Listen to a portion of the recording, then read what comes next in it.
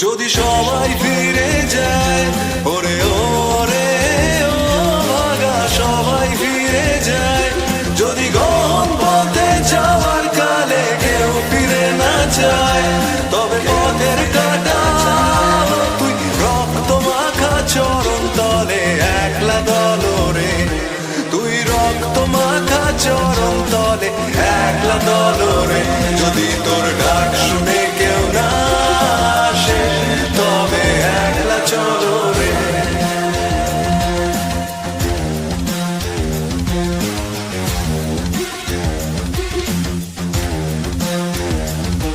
যদি আলো না ধরে, ওরে ওরে ও ভাগা আলো না ধরে, যদি ঝড় বাদলে আধার রাতে দুয়ার দেয় ঘরে, তবে বজ্রানলে আপন বুকের পাঁজর জ্বালিয়ে নিয়ে একলা জলরে, আপন বুকের পাঁজর জ্বালিয়ে নিয়ে একলা জলরে, যদি তোর ডাক শুনে কেউ না আসে তবে একলা চলো রে।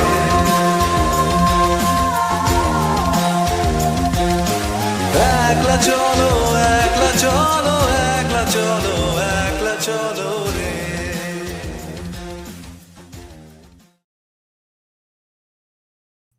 Hi guys, thank you for joining the live stream. I hope you all are having a good time, and I hope the audio is coming fine, right? Yeah, it is.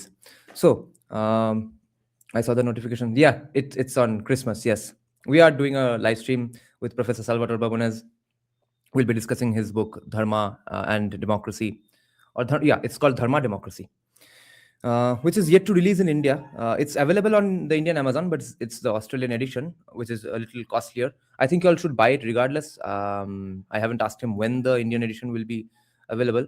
I saw one yesterday. It said the hardback copy is here, but it wasn't available. So I guess you are supposed to pre-order maybe. I'll have to ask him these things. So today, what I'm mainly going to do for the rest of the evening and night are those study companion Pomodoro technique, study along, work along live streams. Okay. So before that, I thought, okay, since I have had such a gigantic gap in live streaming, how can I make a comeback with just study along? So let's discuss some constructive stuff, some concrete stuff. So I thought let's react to a Salvatore Babones video only, if he has any new interview regarding the book. Because we had checked out one talk and debate by him, remember, in Australia in some think tank, where one BBK NRI was asking him some very strange questions that why aren't you critical enough of India, etc. Do you even know India, bro?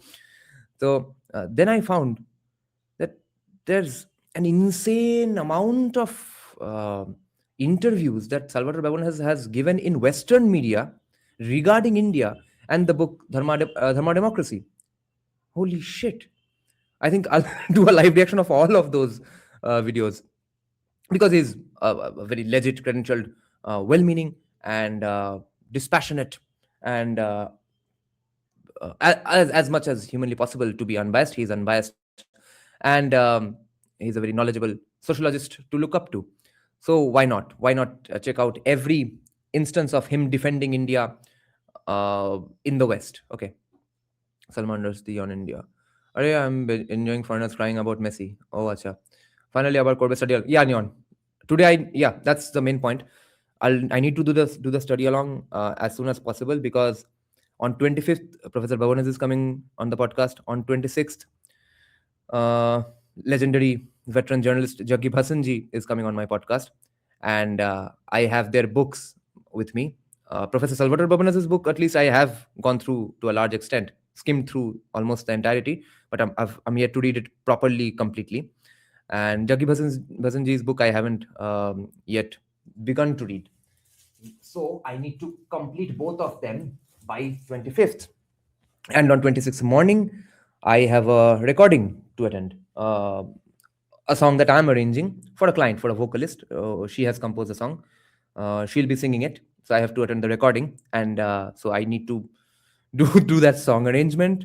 I'll probably start the arrangement tomorrow and read these two books completely by 25th and 26th. So by the way, this is Jaggi Bhasan's book. It's a fictional novel on an Indian prime minister. Okay, I'll tell you all about the book later on, of course.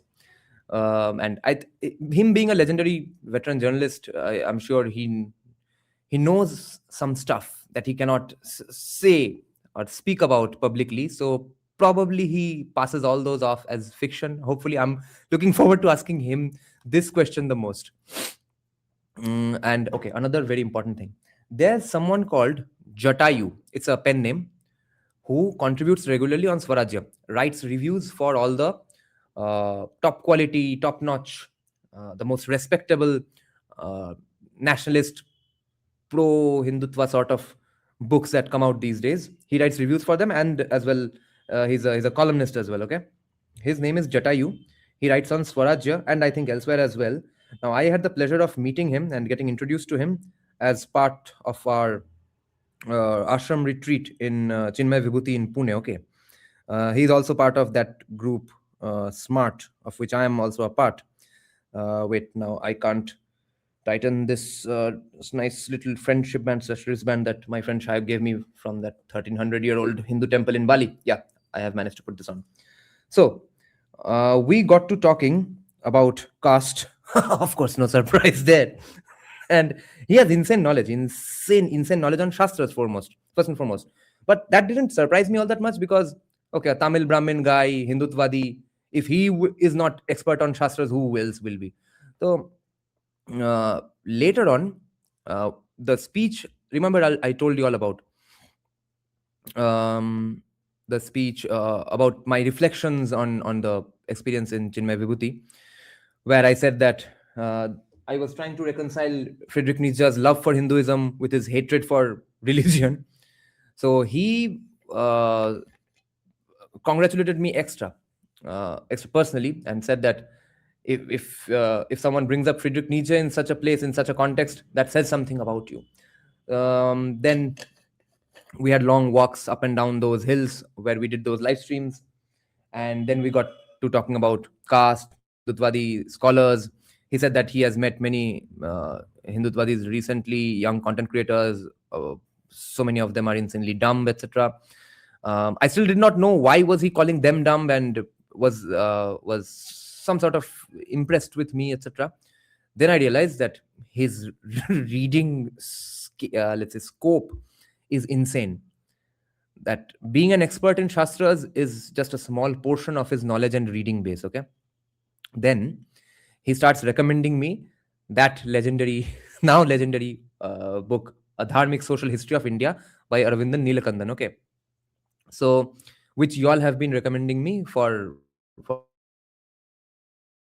months now, which I haven't simply had the chance to get to because there are so many other pending books, and I'm not spending any more money on books anymore because I need to first finish the books, and besides some other books that I'm getting for free anyway. Then he says that Arvindan Nilkandan has recently made some criticism against RSS as well, for letting in some castistes. I was astonished with that. So then we got to discussing about caste. Then he said many times that you must read that recent Nilakandan book, Dharmic Social History of India. I've written a review as well. Then when I returned to Kolkata, he asked me, "Do you want to read that book? I can send you that book." So lo and behold, here's the gift he sent me. It's a huge book. I had no idea. So I'm very much, very, very, very much looking forward to reading this book and discussing this book with you all in our membership live streams. Because um, I'll be honest with you all. I'm honest with you all, but much to the detriment of my success with this channel, all the time. So I'll be honest here as well.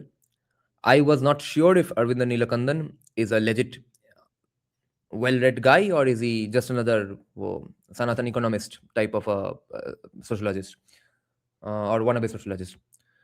But the things he told me about him, in his views, a lot of things about his ideas and other books as well, I was finally convinced. So now I'm very much excited about reading this book. Maybe a possibility of a Hindu sociology. But to be fair, if it's Hindu sociology, it won't really be sociology. Sociology needs to, whatever sociology we do, it needs to play in the same arenas as sociology from other parts of the world. But we must be subtle about it, of course. But I'll be very, very curious to know what he has to say. Let's read the blurb, by the way. I haven't even read the blurb. I've been so busy with spending all my money on court issues. How India, a land of diverse ethnicities, religions, and languages, has managed to maintain its social cohesion and harmony for thousands of years? How has it managed the forces of social stratification, social exclusion, social stagnation, and social emancipation? Are the institutions of caste and untouchability, jati and varna peculiar to India? Oh, this is the point where we first started the discussion on caste. No. He was discussing caste. He was saying that Nilakandan has criticized RSS on caste. So I said that, casteism has existed all around the world in some form or the other, with some name or the other. Do you know what his response was? What do people usually say in this situation? That, yes, you're absolutely right, or no, you're absolutely wrong. Caste was an incredibly beautiful thing that only happened in India, or caste was an incredibly bad thing that only happened in India. He says, Mr. Jatayu says, yes, that's what an anthropologist would say. So you see, that's the range of his reading. So are the institutions of caste and untouchability, jati and varna peculiar to India? Or is there some other deeper code, coda? I don't know if it's a spelling mistake, or is there some actual word called CODA? Um, Other deeper coda to Indian society that sustains it through millennia. This book explores these questions by tracing the origin and evolution of India's social systems, from the ancient Harappan civilization to the present day. It reveals underlying principles, values, and worldviews that shaped India's social dynamics and enabled it to adapt and thrive in changing times. It also highlights the role of Indian spiritual values, especially the concepts of yagya and bhakti, in fostering social inclusion and emancipation.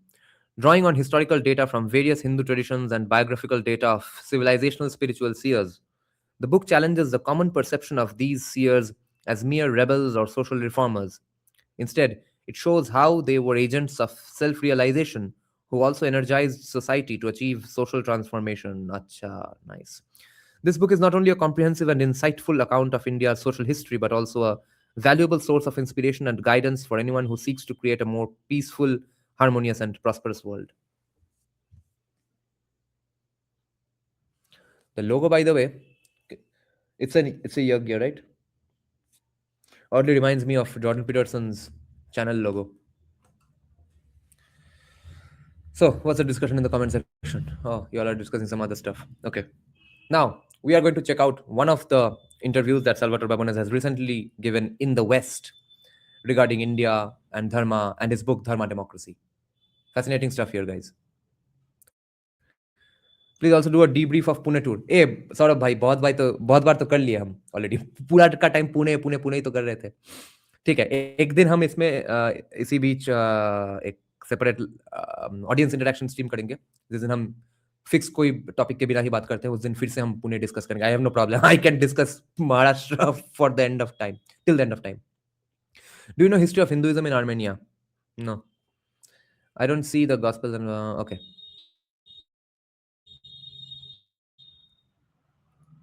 The book's called Dharma Democracy in two senses. It's kind of a play on the word Dharma in two senses of the word. One is simply that Dharma means duty. And the idea that the narrative of a democracy of duties is something that plays very well in India, and I believe would play well across the developing world, as opposed to a democracy of rights, which is... This is where, by the way, I have a big problem. I'm curious about this topic. I'll finish the book and then draw my full conclusions, but I'm immediately weary of anyone, especially in a position of authority, which Salvatore Babones isn't really. This becomes especially problematic if it's a politician or a supporter of a political party which is in power, when they start talking about duties and responsibilities over rights. That's when they mean that fuck your rights.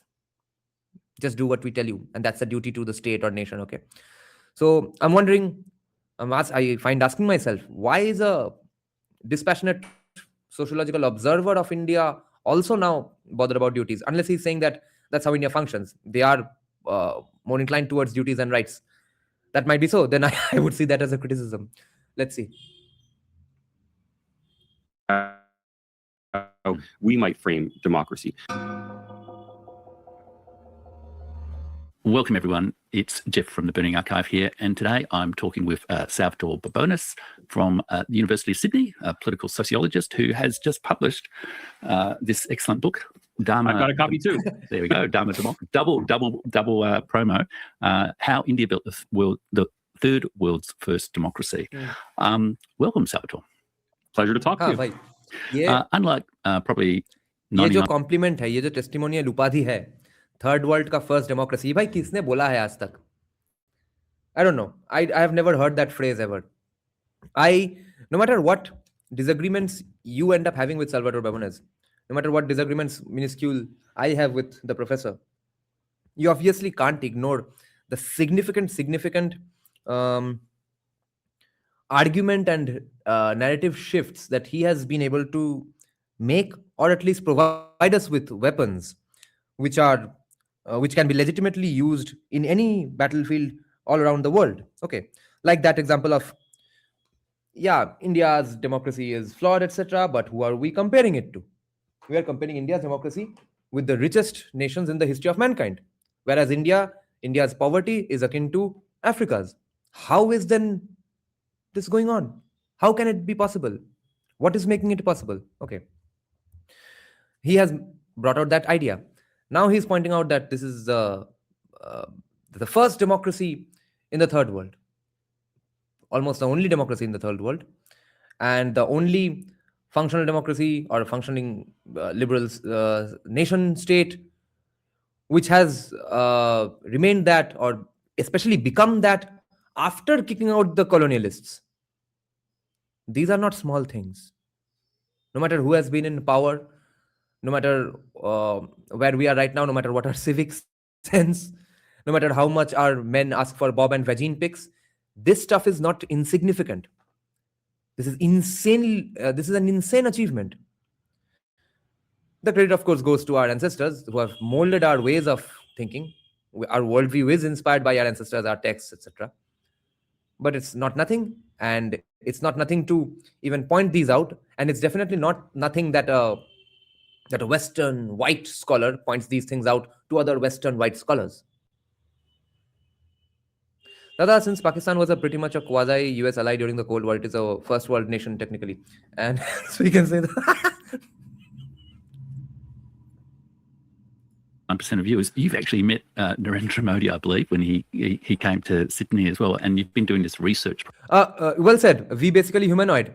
I agree with you. India is second world, but he is saying that India built the world's first democracy in the third world because, and that is a factual statement, because when India built the democracy, when India became a proper democracy, at that point of time, India was third world.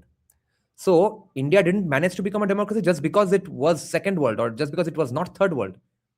That is the achievement here, that it became a democracy even when it was a first world, and now it's not even a third world. Even when it was a third world and now it's not even a third world, it's still a democracy, and it's going on improving. Like this was even what Barack Obama said, remember? Of course, his probably Harvard graduate, literature graduate speechwriter said it, but he had said this when he came to meet Manmohan Singh, that I think he said this about US as well, that USA and India both are let's say function well because of democracy, not in because of democracy, not in spite of it, something like that. What I'm trying to focus on here is that there's always a tendency to criticize democracy, right? Because of the insane numbers of problems it brings with itself. But I'm absolutely with Winston Churchill on this one, that yes, democracy is very bad, but it's the best option. And India was able to execute that insanity called democracy, that tough, non-lazy job called democracy, no matter how flawedly. Well, Congress is democracy, we know. Even today, free speech is a joke. Most people don't even want free speech. Okay, so with those, let's say, disfigured jigsaw puzzle pieces which didn't fit really properly, it stayed together as a country. It had more or less a democracy when it was a dirt poor third world country, and now it's going on improving while still banking on that system. That is an insane achievement. And that's what Salvatore Babones is pointing out here. Project on India and democracy over the last 5 years or so, which is the Oh, yeah. What Sudeep is pointing out here, this criticism is fair. This recent downhill race to the bottom needs to be addressed. I don't see how it can be addressed in a democracy, but this needs to end immediately, maybe with push from influencers, etc. But that fucker Arvind Kejriwal opened the gates for this.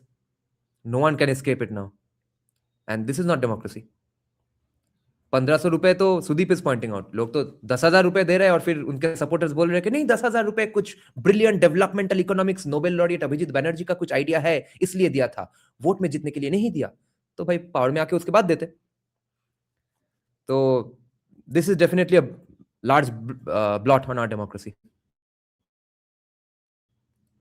The focus of your book, and we'll get to that in a second. I just was keen maybe just to get a quick comment from you, because we're speaking in the midst of some, not insignificant tension between US and India over trade talks and remarks about dead economies and that sort of thing. What do you think this current spat, if you like, between India and US is telling us, not so much about the United States as whether India is a little bit more capable than maybe people tend to think it is? Really what it tells us is that both Donald Trump and Narendra Modi play to domestic audiences. Both are politicians first and national leaders second. They are playing to their, to their own countries. Neither cares much about. Oh, nice. A lot of interesting comments here. Everyone is disagreeing with me when I said that democracy is the best option. I think it's the best option, especially for a diverse country.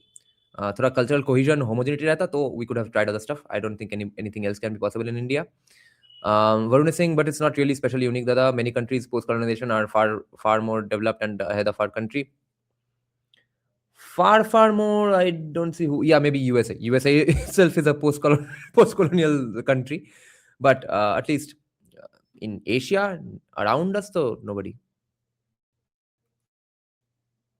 How his statements appear in the other country. Very little of economic importance, I think, is going to come of any of this. And I don't think it's a real diplomatic spat. That is to say, I don't think there's any ill will that will result from this. But Narendra Modi wants to appear strong and in command within India. And Donald Trump, of course, loves trolling world leaders everywhere. And so we have this clash of words that I really don't think has any practical implications as far as economic relations or broader diplomatic relations go. Yeah, that's interesting. A bit of maybe a storm in a tea. We basically humanoid two things. Firstly, Singapore is a small country with diversity nowhere near to India's. Secondly, we always criticize or we know of this criticism of Mera Abdul Alag hai, right? Then don't make this argument of Mera dictator alag hai. You never know what the dictator ends up doing. Lee Kuan Yew could just as well have been a crazy fucker like Zimbabwe's dictators. Or that Last King of Scotland movie wala Rwanda dictator. Dictator अच्छा होगा तो ये guarantee तुमको कहां से मिलता है तुम लोगों को? तो मेरा डिक्टेटर अलग है, ये आर्गुमेंट काम नहीं कर सकता। I'm confident it is a storm in a teacup. I mean, I have seen a few commentators, ex-ambassadors and things comment that, the mood on the street in India is very different to the sort of mood in the government, I guess, or the diplomats, etc. And the diplomats and governments just need to proceed calmly, whatever the sort of... Yeah, Sanket. Do you think he's saying this because India mended its ways regarding our own tariffs against them, the barriers to entry of American products, etc.? Mood on the street might be, which kind of look, the mood in India, domestic. Yeah, the mood in India will change 10 times by Friday, and Donald Trump will also. So it really doesn't matter. I'm sorry. I tend to be very unconcerned about these sort of things because I promise you, 1 year from now, no one will even remember this happened. Yeah. And that's often the case with things that we get caught up with in headlines. But this spat most of all. I mean, India-US trade is very thin. There's really very little involved in India-US trade. The differences in wages between India and the US are so enormous that any tariffs really wouldn't make much difference anyway. And neither economy would be impacted. I mean, neither economy would even feel the result of even a catastrophic drop in trade, which catastrophic doesn't mean to zero. 20% would be an unprecedented, enormous, Great Depression era drop in trade, and a 20% drop in trade between the US and India, which will not happen, I want to be clear. Even that wouldn't be felt by either economy. Indeed. Tempest in a teacup, indeed. So we'll leave that to be tomorrow's Fish and Chips for now, and Fish and Chips wrap up. One of the impetuses for your book. Okay, Ashkacham, by the way, I have to ask something to you. You said that this guy at least understands India, etc. So you have checked out his channel earlier as well. This is the first time I'm hearing of him. What's his channel like? What does he do? What does he have any qualifications and stuff, or any background? Who is he? Who is he, and what's his channel about? The sort of general climate of opinion, I guess, particularly in Western countries over the last 10 or so years, that India had degenerated from its former status as a clear democracy under the BJP government since 2014. And in particular, some of the sort of indexes and commentary, I mean, I noticed myself some of the commentary around the 2024 election was quite dramatic. Salvatore Babones, the index killer. Can you tell us what your hypothesis is about why there is this attitude towards Indian democracy amongst some in the West? Bizarrely, we wouldn't know that Indian democracy had supposedly deteriorated if the European Union hadn't funded a grant proposal back in 2015. There's an organization called the Rise of Democracy Institute. It's become very quickly the world-leading democracy rating agency. It's at the University of Gothenburg in Sweden. It's only been publishing reports since 2017. Until they published their first report, the world didn't know that India had a low-quality democracy. They're the ones who pegged it at a relatively low level, and they've relentlessly brought it down since 2017 with more and more dire reports. Now, before that, all the major democracy indices we had were rating India very high, some as high as Western European countries, others on a par with Eastern European members of the European Union. So, clear democracies, but maybe not as well institutionalized as France or England. We only know, quote unquote, that India has declined as a democracy because of this new index. And where does the new index get its data? Well, completely differently from all of the other major indices, it gets its data from the country being studied. That is to say, it surveys India. He has a very significant section on this. I did not know of this, of course. Many other indices which have existed forever, which have said forever that yes, India is a great democracy. It's functioning really well. It's on par with all European countries, or it's definitely often, if not always, better than USA and England as democracy, etc. Okay, but all of those indices were based on data like how many opposition parties are there, by what majority does the party in power win, what kind of significant opposition they have, how many seats does the opposition parties get, etc. On those matrices, India always performed well.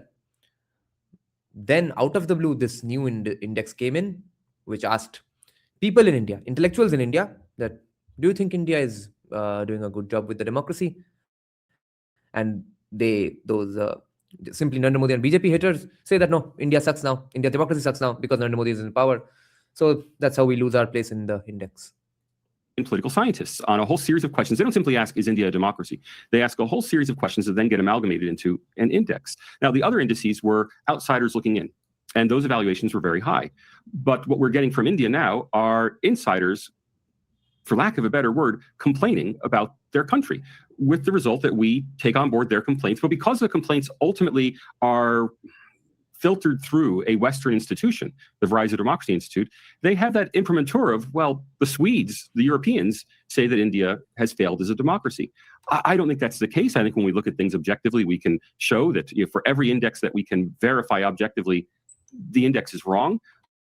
But the simple fact is, as I wrote in the title of a newsletter last week, India's political scientists don't like Narendra Modi. And as a result, they have claimed that under Narendra Modi, Indian democracy has failed. Now, it's the same phenomenon as if you were to ask, I mean, there were two famous Yale professors famously left America for Toronto because of the election of Donald Trump. And they claimed that the United States is no longer a democracy. Well, if you polled these American democracy experts about American democracy, they would say, no, America is now a fascist dictatorship. Would we believe that? Probably not. It would just be their venue for complaining about the United States. Well, that's what we have with India, is a venue for complaining about India. But the magic of numbers, once you put a number on something, a ranking on something, it becomes real in people's minds. Yeah, indeed. And it's, I mean, I've on my channel been following Dr. S. Jaishankar in particular, focusing on Indian foreign policy and that sort of thing over the last couple of years. And he's made quite a reputation for himself for pushing back against, Western journalists. I think famously, he was in Sydney for the Raisina Dialogue. Raisina Dialogue a year or two ago. Just prior to the election, and made some comments about George Soros and that sort of thing. So there's a whole gallery now of his witty pushbacks against the sort of Western commentary on India as a democracy, and it seems to reflect a more confident, assertive mood, amongst leaders in India and associated with the BJP, etc. And this funny term that people use about Hindu nationalism. Do you see the same thing? And what really is the BJP and this idea of Hindu nationalism? Does it even exist? Look, Dr. Jaishankar, Subramanian Jaishankar, the External Affairs Minister of India, is an interesting character. If you carefully listen to what he says, he rarely, if ever, I don't think I've ever heard him actually defend Indian democracy. Instead, he asserts that you have no right to judge our country. And while that may be true, that's hardly a robust defense. He never gets into the details. He never tries. I absolutely love this criticism of S. Jaishankar. Stop defending, start attacking. This is what Academic Man said in one of his Academic Man Suggests posts that I shared here. This is what Savarkar said regarding temples, that stop getting yourselves killed in hordes, trying to protect a temple which you can't even protect in the end. Start destroying other stuff in response. So here again, this criticism of S. Jaishankar is scathing and is 100% accurate. It sounds so weak. It doesn't sound weak in relation to what we have had in the past, but it definitely sounds weak objectively, because you are not explaining that, okay, let's say you are calling this cup a dog, and Jaishankar says, how dare you call this cup a dog? Instead of explaining how this cup is not a dog. Present an alternative case. Or the even worse argument that, oh, you have had so many cups which have masqueraded as dogs. How dare you now call our cup a dog? And personally, I think it's a major failure for an external affairs minister who should be involved in public diplomacy, which is to say, he shouldn't just be defending India for a domestic audience. So the message for domestic audience is, how dare you criticize India? That plays very well in India. Instead, he should be going through the statistics and going through the numbers on India for a Western audience. Which is exactly what Salvatore Babones has done in the book Dharma, Democracy. I hope you all someday read it. But you won't believe. I mean, this is the best Indian PR that has ever happened in the last 10, 20 years regarding Indian society, Indian politics. Okay. This is on par with Swami Vivekananda talking about Hindu spirituality, or Tagore, Amartya Sen's Satyajit Ray sort of pointing out that yes, India does some awesome things every now and then. This is on par with that. That wait. India is not only not disgusting, India is in fact pretty damn awesome. I'm stopping short of revealing everything that's there in the books, in the book, but just trust me, bro, that if you read that book, anyone who reads that book and completely internalizes that book can legitimately debate any geopolitics expert in the entire world, any foreign minister, any journalist in the entire world, and destroy them if they are trying to defend India. I mean, our bros who will read the book, okay? This book is insanely powerful. Which he doesn't do. And as a result, he doesn't make any friends in the Western media. There aren't sympathetic profiles or sympathetic reports of his rebuttals of criticisms, because he doesn't rebut the criticisms. He just says they're wrong. And that you have no right to criticize. Now, I've told Indians before, I've even told members of the Indian government, that's the sort of thing that Russia or China does. Yeah. Says, well, you Westerners have no right to judge us. You Westerners, you Western style capitalism wale people, how dare you set dogs in our neighborhoods? Well, maybe that's true, But the fact is, unlike Russia or China, Yeah, that's the problem. It's morally true. It's morally a legit thing to say that you all have done all these shenanigans all over the world for all these centuries. Why are you bothering us now? But you can't do that because you are not powerful enough to say that. You can't say fuck you. You can't isolate yourself. You can. You'll end up like Zimbabwe and Rwanda, like those dumbasses. Someone was talking about South Africa. South Africa is not a better country than India. And so anyway, I'll come back to this point later. India has the same kinds of liberal democratic institutions that we do, and those institutions operate very well in India. There are real checks on executive authority. There are real checks on what the government can do. There's real accountability in India. There's a very vibrant press in India. Every single thing gets reported and endlessly dissected, pro-government or anti-government. There's nothing like a Russia, and certainly not like a Chinese press in India. And yet, yeah, that's the point. I've made this point many times before as well, and I had a sort of friendly banterish debate with one of my colleagues in Smart as well on our return journey from Pune.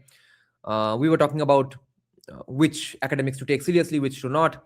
At one point, he said that you are suffering from a colonial mindset because you are calling these XYZ academics legit and these not. So I said, bro, first of all, this is why they are in fact legit. This is why they are not legit. Secondly, you cannot afford to call this a colonial mindset because you are in a cricket field. You cannot play cricket. Everyone around you is interested in cricket. The audience is interested in cricket. Your opponent is playing cricket. You are one powerless beggar in the field who is saying, I want to play football in the cricket field with other cricketers. You cannot do that. You have to win in the game of cricket, win so many matches that you buy the fucking stadium and then turn it into a football ground. You're not that right now. On freedom of the press rankings, on democracy rankings, India is now being grouped with Russia and China, which is just crazy. Yes, and part of the reason for that defensiveness is this rise of what is unfortunately called Hindu nationalism. I mean, the word travels. I avoided it for years until I just accepted that there's no better term for it. And the reason I resisted it is there's nothing Hindu about Hindu nationalism. It's nationalism among people of Hindu faith. So well said. But it's not particularly Hindu in any religious orientation. It's not the same as if we say guys, Islamism. I have seen many criticisms of Salvatore Babones in this particular context, okay, that why is he saying India is not a civilization state? One of our viewers, in fact, has clarified this point in another video. In another recent interview, we went to discuss this book. In the comment section, I saw our video. Our viewer has clarified that Salvatore Babones is not ignorant for saying this. He's not ignorant for saying that India is not in fact a Hindu state, and he's not ignorant for saying that India is not a civilization state. We'll get to this point now. Listen very carefully. The state means the government and the structure. Our state is not Hindu in any way, and not only recently in the last 2-3 years, people have actually started demanding it in the way it would actually end up being a Hindu Rashtra. It hasn't happened historically. Savarkar didn't, and which is why Savarkar is also hated by a lot of Hindutwadis these days, that he was too liberal for us, etc. But and for that reason, Gandhi is probably the father of the nation that ended up coming about in 1947 with its somewhat retarded laws, etc. Gandhi is definitely the father of that nation. Don't malign Veer Savarkar by calling him a father of that nation with those laws, with that state apparatus. Where people are doing things in the name of their religion. Hindu nationalists are not doing things in the name of Lord Ram or in the name of Shiva. It's simply that Hindus in India have become, probably always were, very nationalistic, but it's become very public now and very aggressive. Unless we associate that only with the BJP, the same is true of pretty much every political party in India. You won't find any political party in India that has qualms about nationalism. In fact, the Indian National Congress, the leading opposition party and the official opposition party, routinely criticizes the BJP. Sudeep, that basis was claimed by Savarkar, is agreed upon by a few of us. That's not the basis on which the state functions or the founding fathers functioned. For not being nationalist enough, which is kind of crazy to Western but it's not particularly Hindu in any religious orientation. It's not the same as if we say Islamism, where people are doing things in the name of their religion. Hindu nationalists are not doing things in the name of Lord Ram or in the name of Shiva. It's simply that Hindus in India have become, well, probably always were, very nationalistic, but it's become very public now and very aggressive. Unless we associate that only with the BJP, the same is true of pretty much every political party in India. You won't find any political party in India that has qualms about nationalism. In fact, the Indian National Congress, the leading opposition party and the official opposition party, routinely criticizes the BJP for not being nationalist enough, which is kind of crazy to Western ears, but that's the narrative in India. So this muscular defensiveness on the part of India doesn't just come from the Bharatiya Janata Party, the Indian People's Party, the governing party of Narendra Modi. It comes from all sides in India. That said, the INC leader, Rahul Gandhi, has been active in criticizing Indian democracy. And he's actually saying at time of recording that he has a nuclear bomb that he's going to explode of documentation of vote fraud. But he's been saying that for a week and we haven't seen it yet. So he's very critical of Indian democracy, but he's certainly not critical of India. He's critical of the government for not being Indian enough. I think in your book you describe the BJP as essentially like a modernising party, and I guess Very much so. its role partly in Indian history is, I mean, it's been the first government for quite a long time that's had a. Sanket, I'll tell you why I think that criticism, that comparison is fair, because Swami Vivekananda highlighted one aspect of India, and it reached everywhere, and it became insanely popular because no one had a problem with appreciating Hinduism, etc., because everyone was happy with that deal that, yes, you Westerners, you all are good at science, we are good at spirituality. So everyone was happy that India is good at spirituality. Okay, they are bad at science, they are admitting themselves. But this one, in fact, is a tougher job to claim to Westerners that India's democracy is insanely awesome. So even if it's not more significant, it's definitely as significant, because objectively speaking, they are just simply highlighting two good aspects of India to the world, promoting it that way. Pretty, strong sort of majority, consolidated executive, so to speak, which is, pretty standard practice in Western democracies. Did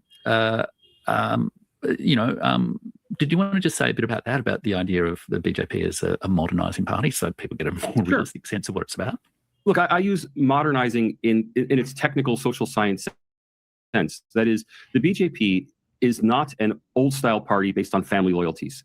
It's not a party based on caste divisions and caste identity.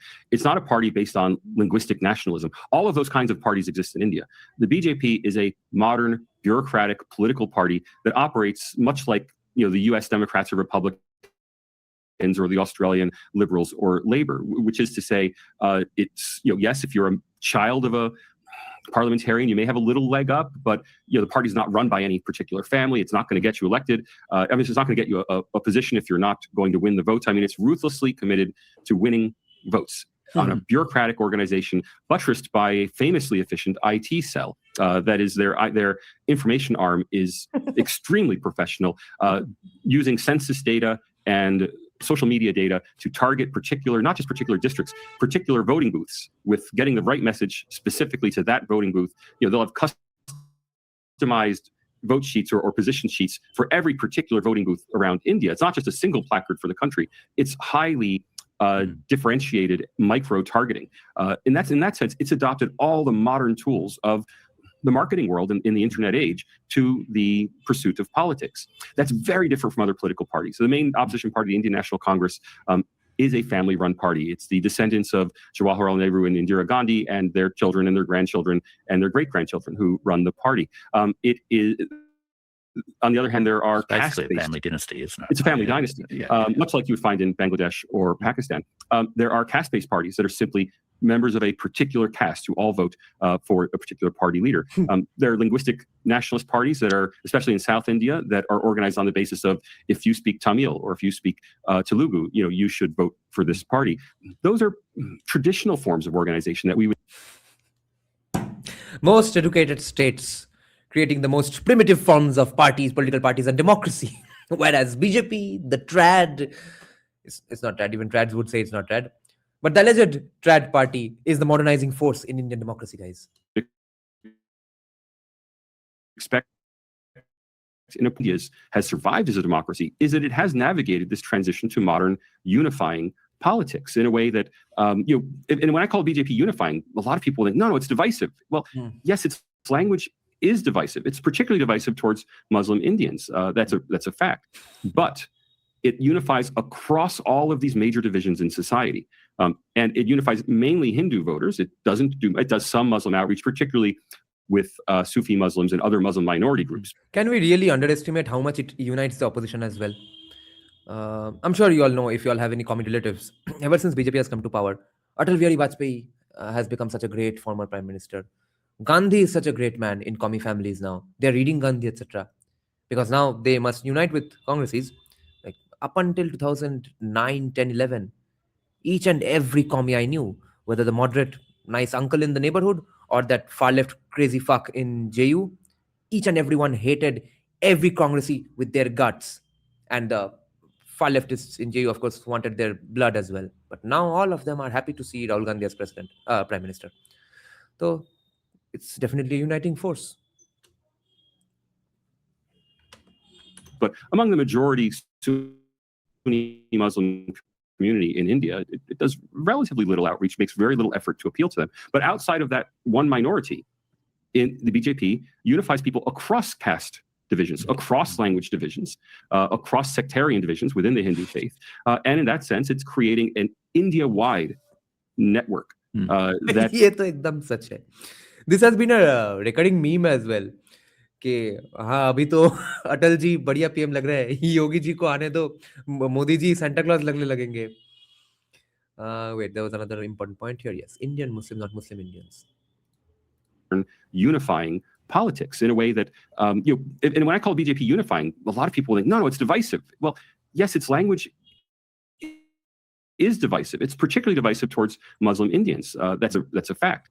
But it unifies across all of these major divisions in society, and it unifies mainly Hindu voters. It does some Muslim outreach, particularly with Sufi Muslims and other Muslim minority groups. But among the majority Sunni Muslim community in India, it does relatively little outreach, makes very little effort to appeal to them. But outside of that one minority, in the BJP unifies people across caste divisions, across language divisions, across sectarian divisions within the Hindu faith.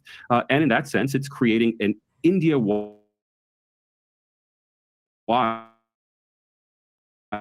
political parties in India have to start to, if they're ever going to compete with it. Interesting. And the comparison that's going in my mind, it may be a bit of an unfair comparison, but is with Blair's New Labour modernising Britain in whenever it was 70s, 80s, or structurally, structurally, absolutely yes. Political message, different political message, but the kind of structural role replacing a sort of somewhat moribund, party traditions or that kind of thing. So you call India Dharma democracy. Title of the book? Yeah, title of the book. Do you just want to explain what you mean by that term and what you see as some of the strengths of, because you really present India as a success story of democracy. Absolutely. What are some of the strengths of India's democracy? The book's called Dharma Democracy in two senses. It's kind of a play on the word Dharma in two senses of the word. One is simply that Dharma means duty. And the idea that the narrative of a democracy of duties is something that plays very well in India, and I believe would play well across the developing world, as opposed to a democracy of rights, which is how we might frame democracy. Now, India has human rights, civil rights. This is not an issue. A lot of people think Muslims are repressed in India. There's a lot of Muslim segregation and Muslim discrimination, but Muslims have always had full civil rights, full voting rights, full legal rights. I mean, that's not an issue in India. India has civil rights, but the narrative around democracy is not one of you're Indian and therefore you have these inalienable rights, as an American might think of it. It's instead you're Indian until you have these duties to your country. And that's especially important in a developing country scenario where there are multiple internal insurgencies, there are multiple language communities, people are divided on caste. So emphasizing to everybody that they have a duty to their country, not just rights from their country, I think is a successful formula. But of course, Dharma is also inextricably tied up with Hindu faith, and more broadly with Hindu, Buddhist, Jain, and Sikh faith, but especially Hindu faith. And I call the book Dharma Democracy because India has succeeded in creating a Hindu civil society that permeates all of India across the entire continental-sized country. And that Hindu civil society is what has supported democracy through its most difficult trials. That is, most countries, virtually all countries, start out as democracy. Fuck. Oh shit. He just admitted this even on interviews. Yeah, of course, he says this in the book anyway. Remember, we read out that preface section of the book. He's going around saying it, blurting it out bluntly, proudly, at least not proudly, unapologetically. The kind of blurting out Indians like these days. Everyone has to be unapologetic. Look how unapologetic Salvatore Babones is. You can have criticisms, some disagreements, or I don't know why would people call him a wolf in sheep's clothing, but look what he just said. It's the Hindu civil society who is maintaining India's democracy. Sized country. And that Hindu civil society is what has supported democracy through its most difficult trials. Holy cow! Yeah, holy cow today. Here's to our Hindu civil society who supported democracy through its most difficult trials. So yes, holy cow it is. All of India across the entire continental-sized country. And that Hindu civil society is what has supported democracy through its most difficult trials. That is, most countries, virtually all countries, start out as democracies. I mean, all of the post-colonial countries of the developing world have democratic constitutions. And this is where the catch comes in, and I think the more cooler part, that he is not saying this because he has read Advaita Vedanta. He is not saying this because he is a disciple of Chinmay Mission or ISKCON or BAPS. He's not saying this because he's a fan of Hinduism.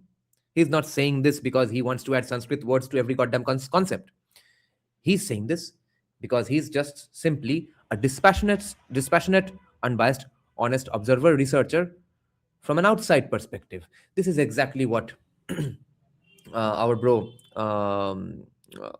what's his name? Where's that awesome book? Yeah, The Theory of Moral Sentiments. This is what Adam Smith always wanted. The problem isn't that their constitutions are undemocratic. Nobody says, I'm founding this country to be a dictatorship. The country's always founded to be a democracy. It's just that the democracy always fails very quickly. Democracy always fails, and then someone says, "Mera dictator alag hai," and then screws the country. Quickly. In India, there was a strong enough civil society that when democracy did fail, when its founding leader, and I borderline call him a dictator, Jawaharlal. Yeah, he repeatedly makes this point that the only time Indian democracy has failed is because of Indira Gandhi. Jawaharlal Nehru, when he died, Indian democracy survived.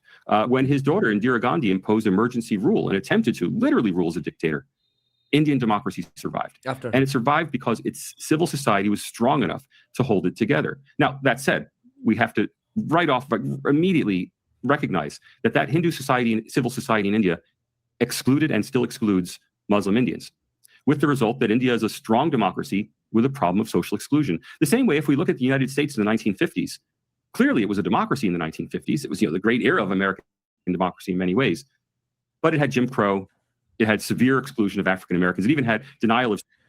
Yeah, this is the exclusion part we talked about when we read the introduction to his book. That since this exclusion we know is factually speaking self-inflicted by Muslims, is he blaming Hindus for it? And with this sentence, it does seem he's blaming Hindus for it. So we'll have to ask him this question. He has actually said that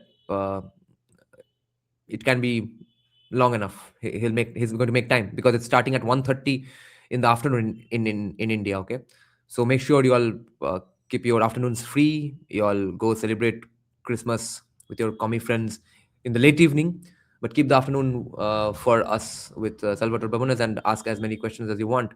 So we'll have to clear out this point with him. Are Hindus actively excluding Muslims?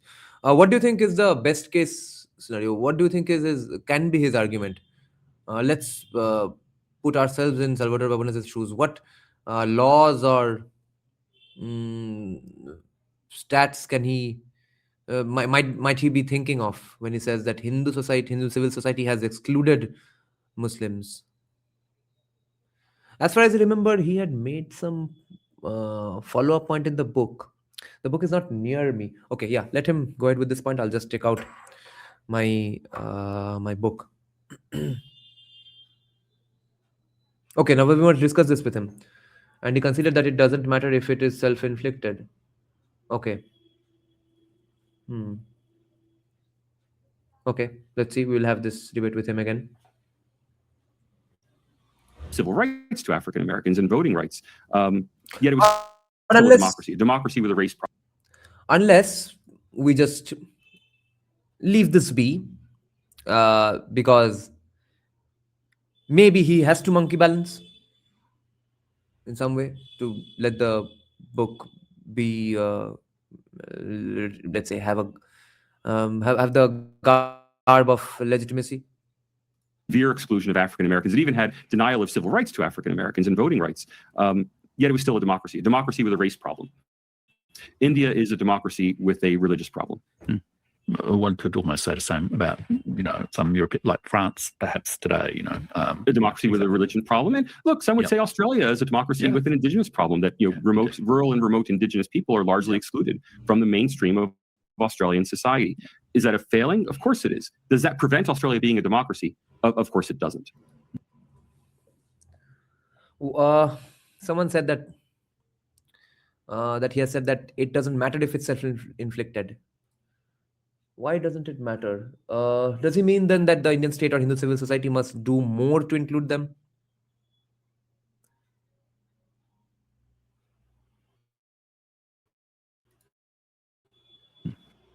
Indeed. So we talked there about, I guess, the discrimination against Muslims, and in a way that's inseparable from. Someone. Acha, Sanket ne DP change kar diya achanak se, and I thought it's some other guy. The history of the formation of India and partition in 1947, and you talk about and that self-inflicted point was brought about in our live stream only for the first time when we were discussing the introduction of section of the book. Separable from the history of the formation of India and partition in 1947, and you talk about how India is dealing with the challenge of both the legacy of partition, very complex event, and the sort of religious tolerance, I guess, or religious acceptance within Indian society. How is India dealing with those two big challenges? There are low levels of Muslim participation in peak institutions in India, whether that's Parliament, the Lok Sabha, where we can see the extremely low.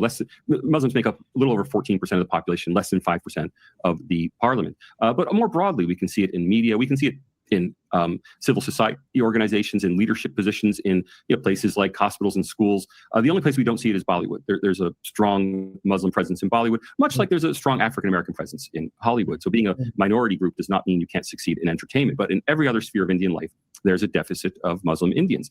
That said, we can look back to the partition of India in 1947, when the Muslim intellectual class from all of India, not just from the areas that became Pakistan and Bangladesh, the Muslim intellectual class largely left India to build their futures. Again, if anybody thinks that he's an apologist for Islamists, he's not, because he makes this point as well. Firstly, he's saying that Hindu is a Hindu civil society which has strengthened and sustained India's democracy. He's also pointing out that Muslim intellectuals did not contribute to India's freedom movement. They chilled and ran away to Pakistan at the first chance. Pakistan. And when I say largely, I mean almost entirely, whether it's the military. Again, another statistic, military officers in India, there are very few Muslim military officers. Why? Well, more than 95% of the military officer cadre opted to go to Pakistan in 1947. The civil service, again, more than 95% of Muslim civil servants opted to go to Pakistan. Even Muslim military officers and civil servants who hailed from areas that would ultimately become part of India left to go and build their careers in Pakistan. So it's a generational process of rebuilding that Muslim intelligentsia in India. The ones who were left in India were largely connected with the mosques, that is, they were directly involved in preaching to the people, with the result that Muslim civil society in India, such as it is today, is overwhelmingly dominated by ultra-religious groups. And they're ultra-religious not because there's something evil about them, but because what would you expect a bunch of imams to be? I mean, of course they're highly religious, and they're very focused on religion as the basis of their participation in society. Now, that's a challenge. It's not just a challenge for 1947, because we have lots of data to suggest that whether it's in India or in the West, who becomes professors, children of professors? Who becomes civil servants, children of civil servants? Who becomes lawyers, children of lawyers? Who becomes military officers, children of military officers? So this has rippled through India for the last several generations. It's slowly dissipating, but not quickly enough. Now, not quickly enough because the free market is not getting here quickly enough.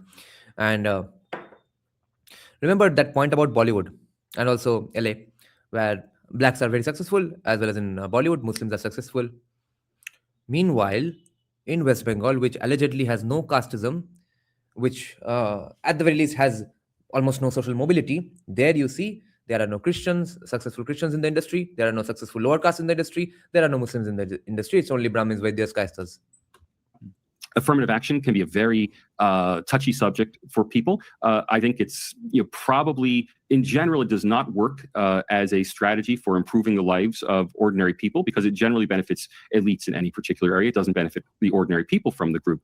That said, it's probably important for India to have a higher level of representation. And thus, while I would not recommend India have a legal affirmative action program, minimum number of Muslim candidates for parliament or minimum number of Muslims sit on boards of directors, I think that would be very divisive.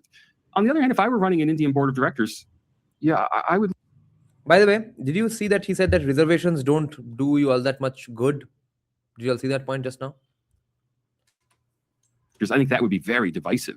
On the other hand, if I were running an Indian board of directors, I would look to, maybe we should have at least one Muslim on our board. If I were running an Indian civil society organization, I would ask, maybe we should have at least one Muslim on our executive staff. And these are the questions that India has not yet asked that I really think. Haven't we? Haven't we always asked these questions? The country needs to start asking, the Indian elite needs to start asking in the future.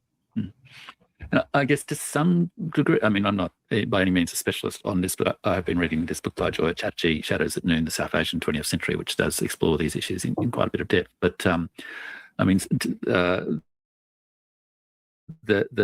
movement of the Muslim intellectuals to Pakistan was not all push factor. It should be clear. It's also partly because Pakistan was formed. Saurabh Naik is asking a brilliant question here. Is West Bengal an outlier? Same cannot be said about the other communist heaven, Kerala. The movie industry is filled with everyone. Yes, you are right. West Bengal is an outlier. It is the most casteist with the least social mobility, which has never been called out for its casteism or its lack of social mobility. Therefore, not only has it done bad things that other states have always done, but it has forever gotten away with the bad things it has done and keeps on doing even today. Therefore, it ends up being an outlier. In part through Bangladesh's film industry, entertainment industry has more diversity than Kolkata's. Okay. In the Bangladeshi rock, metal, independent music scene, in their movie industry, playback scene, composer scene, every now and then you will see one gigantic, huge name, which is either Hindu or Christian. Okay. Artsel, legendary Bangladeshi heavy metal band, Christian vocalist. Andrew Badui. His Kishore is his made-up middle name because his family was probably a fans of Kishore Kumar. Andrew Badui, converted Christian from a lower caste background, 2-3 generations back. The most legendary playback singer, the most popular playback singer of Bangladesh ever. He's practically the Kishore Kumar of Bangladesh. Okay, he's Christian. Yet, Kolkata's Tollywood has no significant Christian, lower caste or Muslim name. It's only and only Brahmin Vaidya Kasta. Brahmin Vaidya Kasta. Brahmin Vaidya Kasta. Loose term. It was formed entirely to be a homeland for Muslim and Indians. Islamic State. That was the rhetoric of Pakistan was to be a homeland for Muslims. Yeah, indeed. And I guess the complex history between India and Pakistan has no doubt shaped attitudes and issues in ways that perhaps you're saying perhaps it's maybe time to get beyond a little bit, I guess, at least within India's domestic policies, if not its foreign policies. Well, for you and me, it's ancient history, but let's remember, if you go back to the history, Hindu India to a person, I mean, I can't find a single Indian intellectual of the 1920s, 30s, or 40s who advocated a separation of Muslims and Hindus from India. The entire demand for Pakistan came from the Muslim side, in particular from Muhammad. Didn't Ambedkar agree with Jinnah on this? Didn't Ambedkar ask for a separation? Great questions, Saurabh Naik, but I'll take them up later if I can remember. But if you can remember, ask them later on. We'll now have to stick to this topic more. For the people who are not that involved with the live chat and stuff, for them it becomes too jarring if I juggle two topics, two such distant topics. Who would become the first president of Pakistan. There was no pressure from the Hindu side to eject Muslims. There were lots of hurt feelings along the lines of, why don't you want to live with us? So that there's a lingering resentment of the departure, that Muslims left India, and now people complain that why doesn't India have Muslim leaders? I understand the resentment over it. That said, it's been several generations. Indians may have that historical trauma still in their families and still in their knowledge, but I routinely tell Indian audiences, Hindu Indian audiences, that there are 200 million Muslims in India, and they're not going to go anywhere. Okay, so you hear the rhetoric sometimes, why don't you go to Pakistan, directed at Muslim Indians? Well, the time for that has passed. I mean, you might have yelled at their great-grandparents, why don't you go to Pakistan? You insisted on it. But it's not the people living today who insisted on Pakistan. In fact, all of our statistics suggest that Muslim Indians are highly patriotic Indians. They answer 99%. They're proud to be Indian. They want to be part of the Indian mainstream. There seems to be a strong appetite among Muslim Indians to be accepted as Indians. There's no Muslim outmigration from India. I mean, there is to the United States, but that's for obvious reasons. They want to upgrade. But there's no Muslim outmigration to peer countries. So there's no Muslim outmigration to Bangladesh, to Pakistan, certainly not to Afghanistan. It simply doesn't exist. Muslim Indians want to be Indians. It's time that Hindu Indians accepted that partitions in the past, and it's time to live for the 21st century.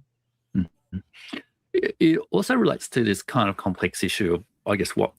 Neon, he's going to look at data, and who is going to get included in that data?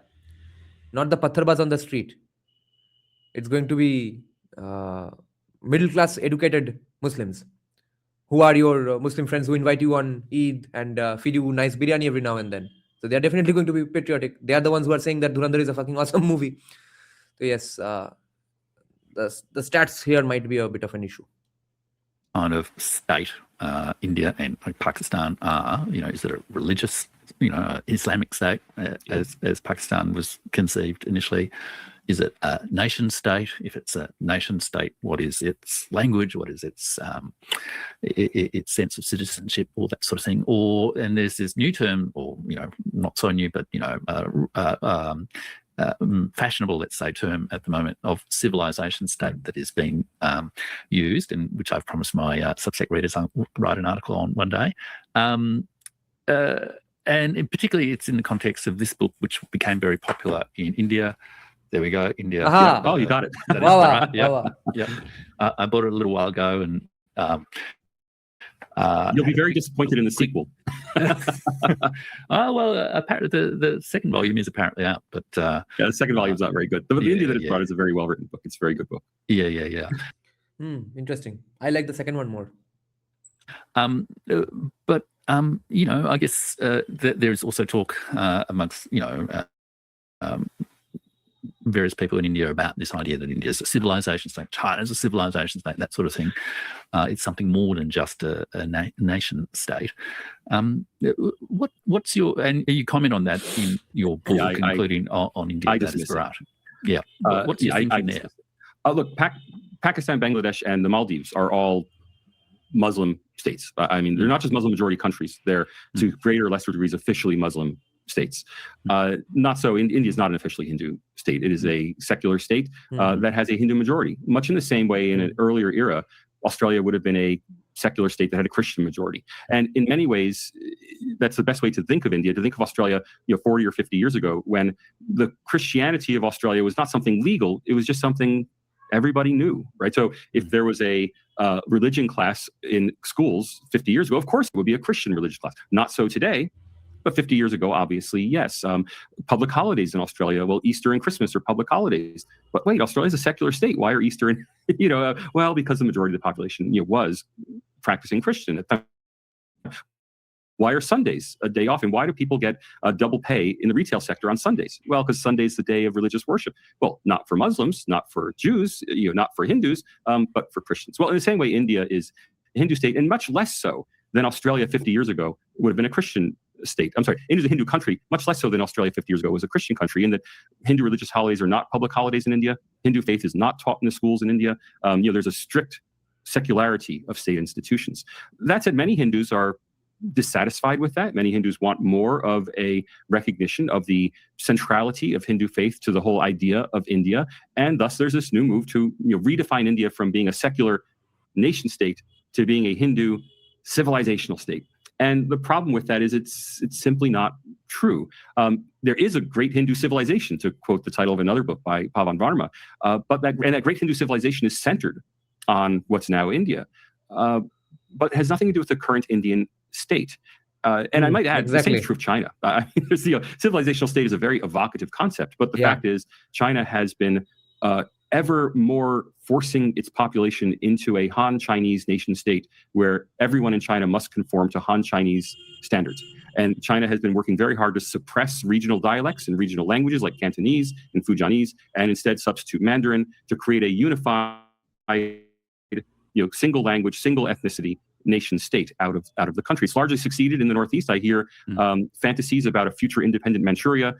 It's never going to happen. What was once called Manchuria is now simply Chinese. There's no, and that's happening now in South China as well. The idea that there would be an independent Cantonese state sometime in the future is, again, a fantasy of international relations scholars and political scientists. It's never going to happen. India is similarly a nation state. Now, its nation has been created purely on a civic national identity. Sort of, Rajya is the state with capital S, the government, judiciary, executive, legislative, the laws, police. Rashtra are the populace. Whatever the majority, that is the Rashtra. Just like Australia is a Christian Rashtra. It's not a Christian Rajya. Bizarrely, almost uniquely, without any reference to language. The only real parallel is maybe Switzerland has succeeded in creating a Swiss identity that is not just German. We all think German when we think Swiss. Yeah, but we all know there's Geneva and Neuchâtel. We all know there's a small Italian part of Switzerland. And in the same way, India is 40% Hindi speaking. It's 60 or 70% Hindi understanding, or speaking Hindi as a second language, being able to work in Hindi. And so it's a Hindi nation that's been developed, but the state is still a secular state that recognizes regional languages, that has no official language. That has 20 official languages. But so the practice in Parliament, for example, is to speak Hindi. The practice in courts is that the laws have been in English. But that English and Hindi dominance is a matter of practice, not a matter of identity. So India has successfully built a nation, and it's built that nation upon its unified Hindu civil society. But the state is, not, the state has created its own identity as the Indian state, and everybody accepts that compromise to a greater or lesser degree. It's interesting. I think in a way Samuel Huntington did everyone a terrible disfavor by effectively defining civilizations by religious affiliation. I'm not a Huntington fan. No, nor am I. But at the risk of losing a bunch of subscribers, I agree with these two gentlemen here when they criticize Samuel Huntington for attributing every aspect of a country or a populace to just their religious beliefs. Especially because I have, at the risk of losing more subscribers, I have read many good arguments against that idea from Amartya Sen's book, Identity and Violence, where he says, Bohumatrik Porichoy. I read this book in Bengali, translated by someone, some crazy person. Oh my God. It was like reading Bankim Chandra Chatterjee's Bengali poems. Amartya Sen wrote it in English. Bengali guy wrote it in English. Another crazy Bengali guy translated it into Bengali. Another crazy Bengali read it. So, that multidimensional identity, okay? At one point, I am a man, I'm an Indian, I'm a man of a certain age, I'm a man from a certain caste, I'm a human, I'm a Hindu, I'm a musician, I'm a politically interested guy, I'm a YouTuber. Now, which among these many facets to my life and identity and existence, which one is all-encompassing or the most significant? Who can say? It depends on the context, right? I don't think even you can say it. Just because you say it, it doesn't make it true. Because in many, many situations, one aspect of your identity will triumph over the other. So, but this is where exactly I agree with Amartya Sen, and in fact, it becomes a pro-Hindutva argument that he says, depending on the context, you always end up, you must prioritize one aspect of your identity over the others. So in some contexts, definitely, I'm Hindu and Hindutvadi. In many other contexts, I'm not all the time, because it's not even the scope of that context. It's not even relevant to that context. The problem with Samuel Huntington's argument is that everything happens on the basis of religion. It's the Dumontian crap again. Okay, everyone, every Brahmin especially, is waking up every morning, reading Manusmriti, going out on the streets, and oppressing Shudras. ये चल रहा है. That is what civilizational state means effectively, from the lens, from the POV of Huntington, which is not the case. Otherwise, Dumo would be right. Now, my other problem with my own disagreement with Huntington is that I do notice that it's not nothing. There is definitely a role that religion plays in the society to a certain extent, but it's not everything. Otherwise, all Muslim states would be exactly the same. They would be exactly as good or exactly as bad. All Hindu countries, there are two, would be exactly similar. All Christian countries would be exactly similar. There would be no difference between USA and UK and southern parts of the African continent, because that's Christian. Okay, then how? You can of course bring up the fact that Africa has turned Christian only recently, but well, everyone has become Christian only recently, 500 years here and there. So I'll have to agree with Jeff Rich, Salvatore Babones, Max Weber, Declan Quigley, Amartya Sen, that only and only religion does not define an entire populace. You know, in the talk about civilization state, I hear something like, well, there's an aspiration to, I guess, get beyond, you know, the colonial experience of Western-defined political traditions, and also a sense of, I guess, like, you know, India is clearly something more, say, than a nation state like Australia. Okay, so you know, can I cut to the chase? So, yeah. They're jealous of China. Right? Yeah. Sorry to say it. If China gets to be a civilizational state, then we get to be a civilizational state is really what's driving the narrative. And the fact is, China's not a civilizational state. The fact that Martin Jacques picked up, ironically, an Indian term, the term civilizational state was originally developed with reference to India. And it was originally developed, ironically, to characterize India as a syncretic civilization that included strands from the Hindu strand, but also a major Muslim strand and a British strand, and that all these mixed in a civilization in India, not a nation, but a unified civilization. So ironically, the very word civilizational state came from India. But look, Indian nationalists are jealous that China gets to call the civilization. Neon, very, very well said. Neon is saying that can Dharma and the principles of Dharma even be called only religion? It cannot. Samuel Huntington thinks it can. And so do many of his fans in India. State, and you know, India is as good as or better than China and everything, so India gets to be a civilizational state. I don't think there's any analytical rigor behind it. When they add the word state to it, it implies that the literal Indian state institutions are somehow civilizational. Yes, they're not. Yes, exactly. India may have a civilization. There's a great civilization that's centered on India. Yeah. But it's not connected to India's state institutions in any way. Yes. And people who want to make it out to be a Hindu civilization in India. If that was the case, if Salvatore Babones, what he's saying was wrong, then what would be even the narrative of BJP? Then Congress has done a perfectly good job of giving Hindu vibes and keeping up with the Hindu Rashtra, right? That is not the case. There is not much Hindu basis in the statecraft. Or if there is, we are only ex post facto attributing many aspects to Hinduism. Nehru and all were not saying that, okay, this is mentioned in that scripture, therefore let's include this. They were at best saying that, well, this was also said there, so why not just go ahead with it? They weren't saying that, okay, this is there in the scripture, therefore let's put this. Okay, this can't be put here in our constitution because it's not in any Hindu scripture. Okay, that's not what the conversation took place in the constitutional debates, and therefore it's not a Hindu state, it's not a Hindu Rashtra, and it's therefore not a civilizational state. State is the government, guys, not us. and that's the civilizational state of India, I always point out, well, what about the northeast of India, which is not majority Hindu? Are they part of the Indian? Sanket, good question. But no. Chandragupta Maurya's state was, I don't know about Shivaji Maharaja's exact state workings, state functionings, but I would be surprised if it was that very different from Chandragupta Maurya's.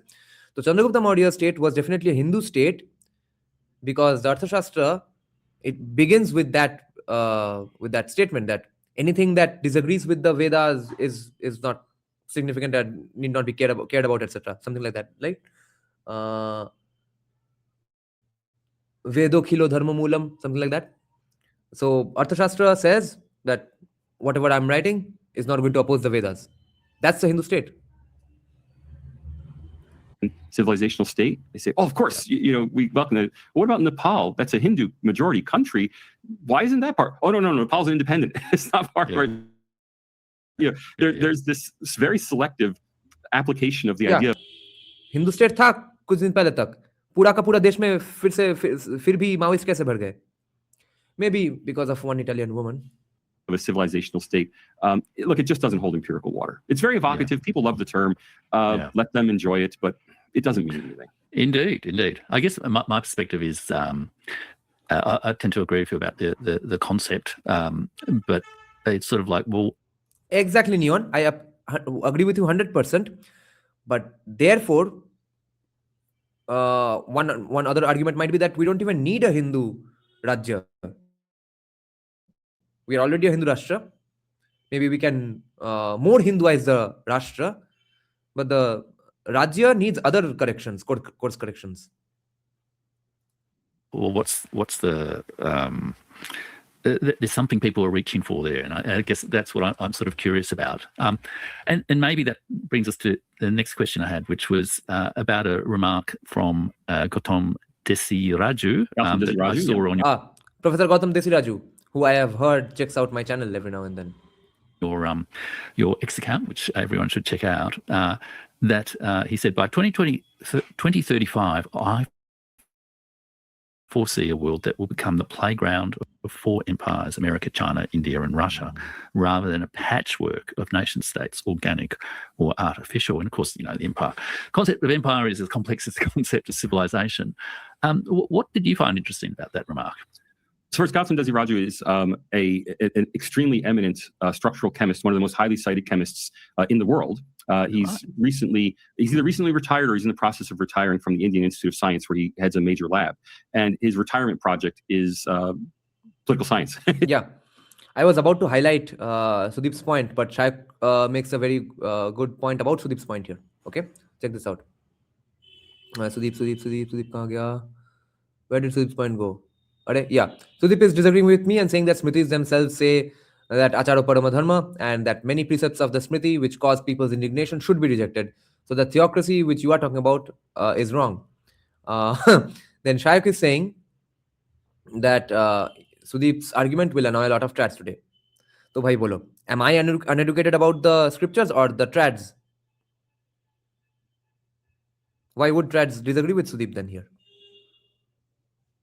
Is to get involved. So he's written 2 books now on Indian government reform, and this seems to be the direction he's going with his retirement career. I mainly cited the piece because we've become friends in the reading of my book, writing. Therefore, Sudeep, Hindu Rashtra kaun banayega? Hum urban libertarians. Trads ही तो बनाएंगे ना? या फिर तुम बिना trad के हिंदू राज्य बनाओगे? My book, I reached out to him, as I did all the Trads नहीं मानेंगे Sudeep, trads नहीं मानेंगे. Authors I read, not all, many of the authors I read in writing my book. And his ideas on government reform are really very interesting for India. He would like to see India divided into... Yeah, I'm happy with what Neon is saying. That's my idea of Hindutva 2.0, a libertarian Hindu state. Okay? Hindutva by default should be libertarian. Stop interfering with Hindu institutions. Hindus have never asked for handouts, except... Oh my God, that statement is so hilarious right now. Hindus have never asked for handouts as Hindus. Therefore, just stop screwing with our institutions. Just stop taking away our dans and making roads and flyovers with it. Let Hindu institutions take care of poor Hindus and let them educate poor Hindus in science, math, and Hindu philosophy. some 75 states instead of the present 30 something to foster greater administrative efficiency is really his goal. So I am aware of his work and I read his work because I already know him. That said, his comments on the future for empires I disagree with, and I question them in my tweet on it. There's a lot of appetite in the world for the end of American hegemony or the end of American empire, and I've been writing for the last 30 years that it's not going to happen. And I've heard throughout my career that Japan was going to displace America, the Soviet Union was going to displace America, the European Union was going to displace America, now China is going to displace America, then it's the BRICS are going to displace America, and it's just not going to happen. The centrality of the United States in global economic networks is so deeply entrenched, and the lead that the United States has over the other major areas of the world is just so enormous that the pull of the United States will persist at least the rest of this century, and I think probably for many centuries thereafter. I actually wrote a book on this called American Tiansha. Tiansha is the Chinese word for all under heaven. Broadly can be translated as the Chinese world. I use the word Tiansha instead of empire because the United States is not an empire over the rest of the world. It's a strange empire where other countries are begging to have U.S. troops and protest when an American president threatens to withdraw his troops from the imperial possession. So it's not an empire in any conventional sense. That said, it is the leader of a global world, and China has reached its high point and is now receding as a global. Okay, guys, I have an idea. I'm going to open this up for a debate. Okay. After the 15 minutes remain, we are going to discuss your thoughts on Salvatore Babones and agreements and disagreements. Okay, and so that we can come up with the best question. No, let's do that some other day because I need to really finish that book first, and let's see what are his arguments. We can't learn all of his arguments from one interview. Yeah, fair enough. We won't do it today. Influence. Its military may be still growing, but remember, think up all the points. And if possible, do read up on the book as well with maybe our own read-along live streams that we are going to do from today, from tonight onwards, okay? By the time, by 25th December when he comes on the podcast. So be as informed as possible on this topic so that you can ask the most incisive questions to him during the live chat, okay? Anyone who's been watching Chinese influence for the last 20 years will have seen a peak around 2020, and it's certainly not what it used to be. Indian influence is rising, but India is still far poorer than China. It's about 1/4 the GDP and GDP per capita. Russia is a regional bully with a lot of nuclear weapons, but I think if you were to assess, for example, the Polish versus Russian militaries in a straight-up fight, Poland probably beats Russia. Right? Russia's no longer the global power it used to be. So. Although that rhetoric reflects an appetite among many Indians that we should live in a multipolar world, and I understand the desire that many people have to live in a multipolar world, we don't live in a multipolar world. We still live in a unipolar world, and that one pole is the United States. Is there any aspiration among Indian elites to, I guess, redraw the boundaries of India? Like, I mean, there's the Balochistan issue, there's Kashmir issue, all this kind of stuff. Redraw is an interesting word because on Indian maps, all of Kashmir right up to the Afghan border is part of India. So it's a faux pas in India not to say that Afghanistan shares a border with India, and that's happened in Parliament where somebody excluded Afghanistan from India's neighbors, and they got a grilling because but India and Afghanistan are neighbors. Clearly there's a Balochistan Liberation Army. Balochistan is part of that's in Pakistan. Yeah. So if Balochistan were to become independent, it would be carved out of Western Pakistan. It wouldn't border India. No, there's very little evidence. So there's a little. Okay, so they are pronouncing Balochistan as Balochistan. So it's becoming Blockistan, right? Okay. I watched a series called Navy SEALs. It's the best series on Navy SEALs ever, other than the movies, of course. 13 Hours, Lone Survivor, American Sniper. They are great movies about Navy SEALs. But the series called Navy SEALs is very awesome. So there, one of the main characters used to call Afghanistan as Trashkanistan. Bit of talk in India about that India needs, this is very ironic in the era of Donald Trump, that India needs a deep state. America has a deep state, and so India should have one too, and that India should become more imperialistic. And become more like China in pushing its agenda in developing countries. There's very little appetite for in India. India has always been a status quo country. Of all the many wars it's fought, India has always been invaded. India has never initiated a war, and there's very little evidence of Indian appetite for overseas adventurism. That seems to have died with Rajiv Gandhi, the father of the current opposition leader, Rahul Gandhi. Rajiv Gandhi was prime minister during the worst days of the Sri Lankan civil war and sent Indian peacekeeping troops to Sri Lanka, who quickly became embroiled in the conflict, and ultimately he was assassinated by Tamil assassins. They were Indian, but connected with the Sri Lankan liberation tigers. So that very bloody episode in Indian history, seems to have ended any idea that India would intervene, even as far afield as Sri Lanka, never mind trying to influence affairs in Africa or Southeast Asia. So the idea that India would ever become an empire, I mean, never say never, maybe in the 22nd century, but not during the lifetimes of people who are currently thinking about anything in India. Oh, that's interesting. That's really interesting, because occasionally there's these references to some Hindu nationalist thinkers who talk about a greater Bharata. I can't remember the exact term, but your sense is that's a very marginal. There's the idea, but it's fantastical. It's the idea that, for example, one of the great centers of learning and commerce and ideas of ancient India is now in Afghanistan. And, would that ancient city be resurrected as a new Hindu empire in Afghanistan? Clearly not. I mean, this is never going to happen. Why not, sir? Why not? Even revanchism regarding Pakistan, there's a lot of nostalgic sort of thinking around, India deserves Pakistan back. Yes. But then when you press these opinion makers, well, what about the 80 million really Muslims? Want to do that? Oh, no, they don't want the Muslims. It's like, well, if you get Lahore, you get its residents. You don't just get the city somehow denuded of all Muslim residents, and there's no appetite in India.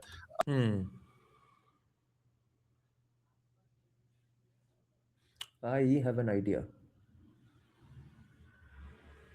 Wait, let me just think about it a little in my mind.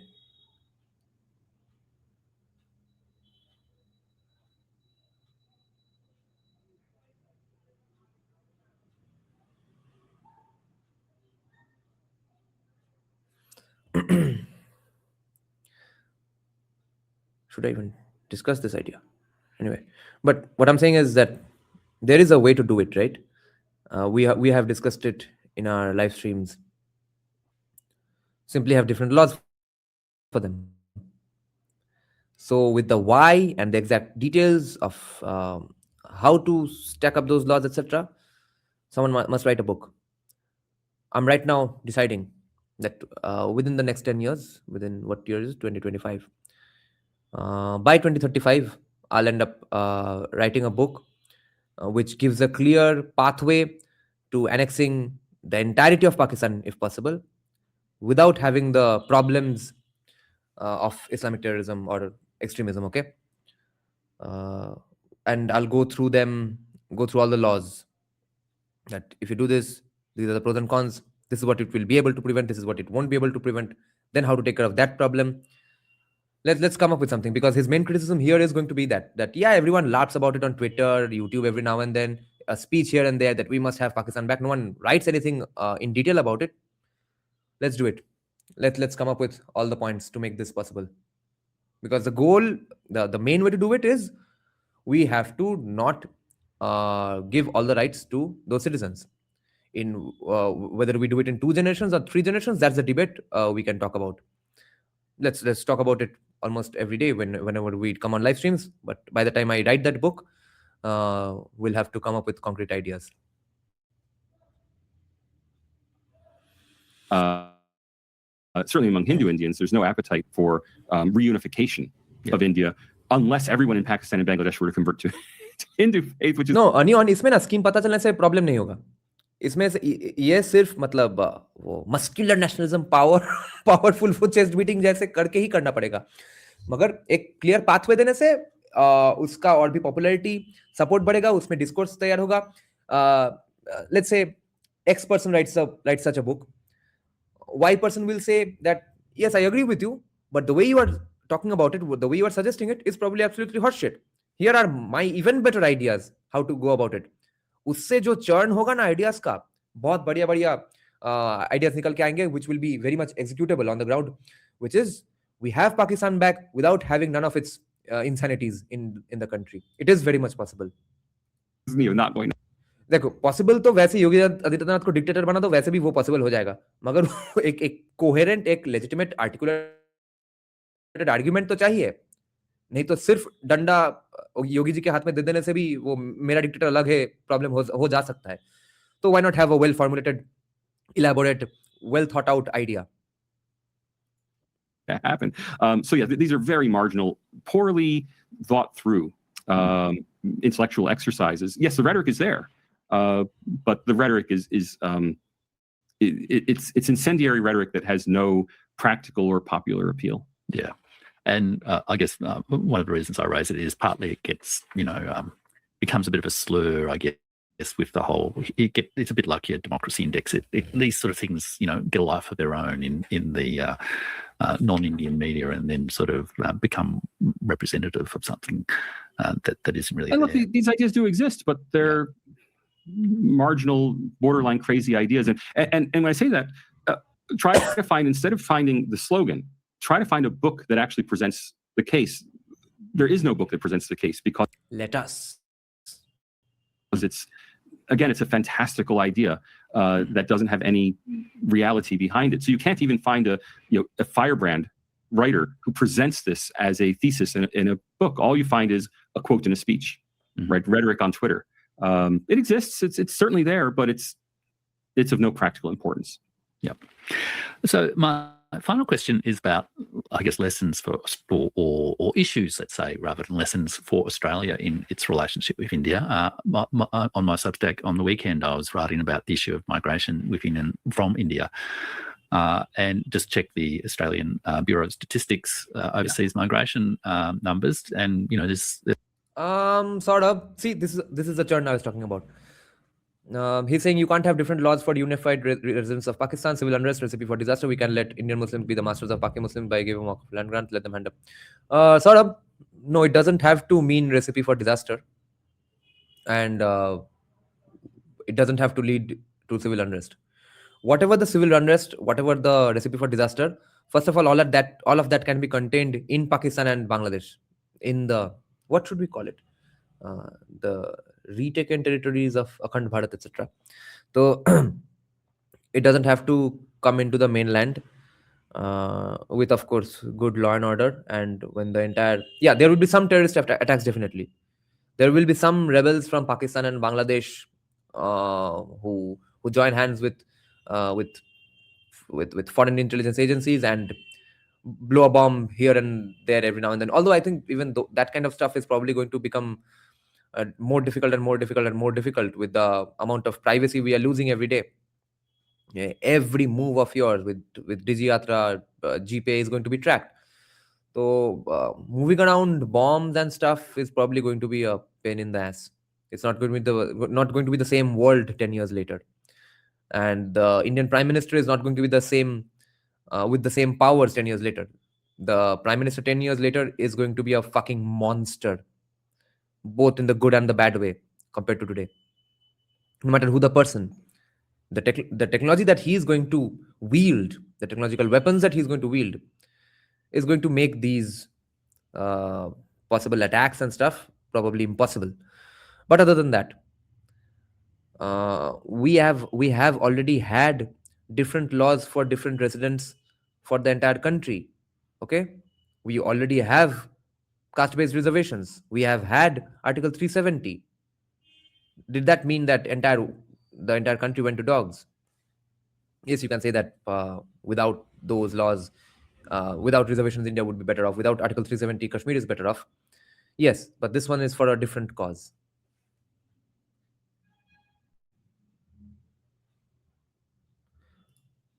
My suggestion here, Rishabh, would be that keep some healthy distance between from Afghanistan, Balochistan, and just take Pakistan. The Indian is now the second largest overseas born group, and will probably overtake Britain in the next year? I don't think there's a probably about it. I think there's a certain overtake. I guess one never knows about the future. I always qualify, but yeah, almost certainly the case, and that the history of migration between India and Australia is actually quite long. And are you still chair of the Australia-India Roundtable? No, the Indian Century Roundtable, and I'm the director, but not the chair. Mr. Maurice Newman is chair of the organization. Yeah. So what do you see as, maybe some of the issues for Australia in its relationship with India?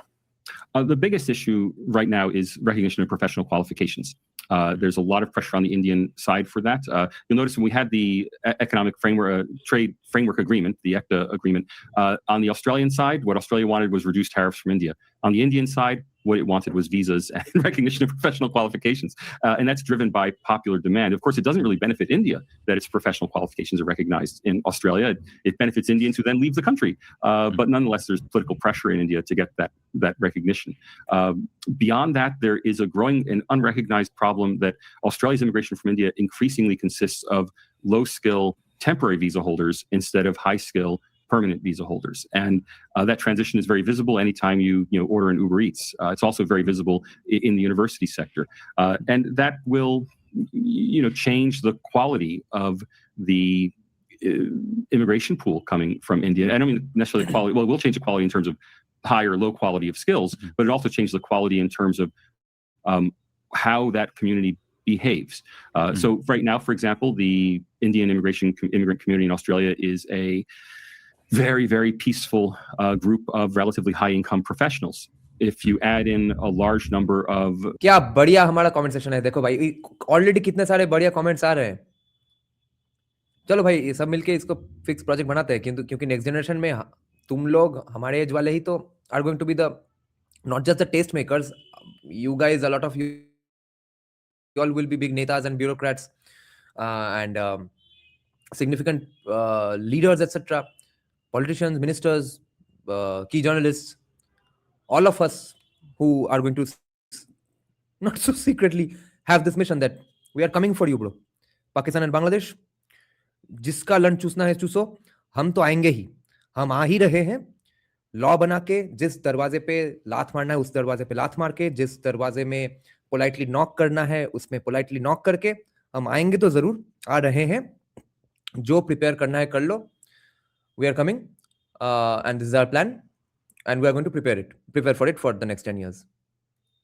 Low-skilled young people working in dead-end occupations, that has the potential in the future to change the character of the community in a less salubrious direction. It hasn't happened yet, but the numbers being admitted on short-term work visas, in which I include student visas, because a student visa in Australia is a work visa. The numbers are truly enormous, and what that will mean for the future of the Australian Indian community is very hard to say, because we have very little good data about this. Fantastic. Well, thank you, Salvatore. Do you want to just maybe mention where people can check out your writing and you comment quite a bit in the Indian media too, and also, of course, give a plug for your book? Yeah, well, of course, the book I'm promoting right now is Dharma Democracy, How India Built the Third World's First Democracy. A lot of Indians get upset at that subtitle, Third World, and I tell them that first, there's nothing to be ashamed about the third world. It just means the non-aligned world, not part of the US or the Soviet world. But also, if you are ashamed of it, fix it and become a richer country. It's not my fault that India is a very poor country on a par with the GDP per capita of the African continent. So it is the third world's first democracy, both in terms of quality and in terms of when it was founded. Of course, you can get the book all the usual places, Amazon, Booktopia, et cetera, online. You can go direct to the publisher, Connor Court. I think they offer some kind of discount on their website. That's also possible for an Australian audience. My previous book, American Tien Shah, might be of interest to people who have a particular interest in China and China's future and the future of relations between China and the West. I'm on Twitter. My Twitter has, in effect, become an Indian Twitter handle because I have 5,000 Western followers and 120,000 Indian followers. And so I mainly tweet on Indian issues, but you can find me there. I'm very easy to look up and to connect with. And I really love to hear from people. So if anyone wants to reach out directly, just email me. You'll always get an answer. Fantastic. Okay, guys, I'll be online for another 5 minutes with this live stream. I'll come back in 15 to 20 minutes with my study along, work along session, whatever. Okay. If you all have any job, if you all are feeling lonely, if you all have any work on a laptop or music production or book reading to do, and you all want to have a group study, join me, because I have to get through Professor Babones' book today as soon as possible, finish that, and then get to veteran journalist Jaggi Bhasan's latest fiction as well. And another book, it's on SIS, that security providing company. Okay. A recent book has come out on that. I think the founder has written it. Even that author is going to, I haven't received the book yet. Oh, I received the PDF yesterday. So anyway, all these authors are going to come into my podcast one after the other. So I need to finish Professor Babones and Jaggi Bhasan's book as soon as possible. Jaggi Bhasan is coming on my podcast on 26th. Professor Babones is coming on 25th. On 27th, probably that author is coming to my podcast. So let's see. Yeah, I'll have to stretch a little, and we'll take 5-10 minute breaks in between our 45-minute study sessions.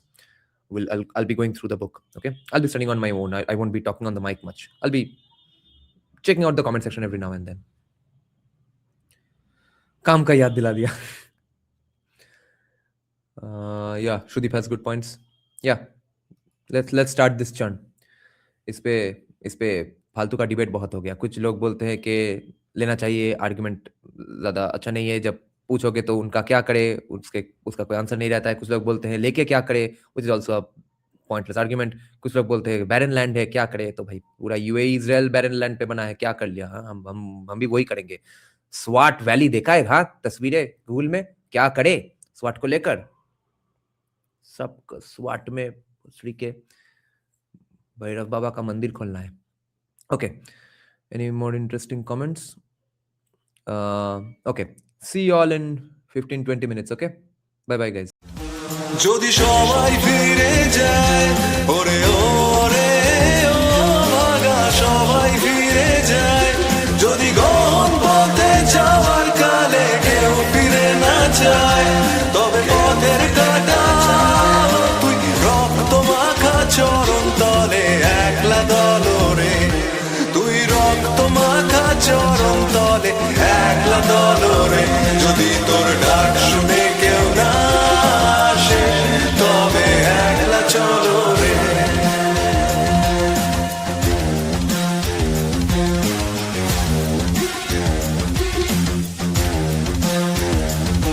যদি আলো না ধরে, ওরে ওরে ও ভাগা আলো না ধরে, যদি ঝড় বাদলে আধার রাতে দুয়ার দেয় ঘরে, তবে বজ্রানলে আপন বুকের পাঁজর জ্বালিয়ে নিয়ে একলা জলরে, আপন বুকের পাঁজর জ্বালিয়ে নিয়ে একলা জলরে, যদি তোর ডাক শুনে কেউ না আসে, তবে একলা চলো রে.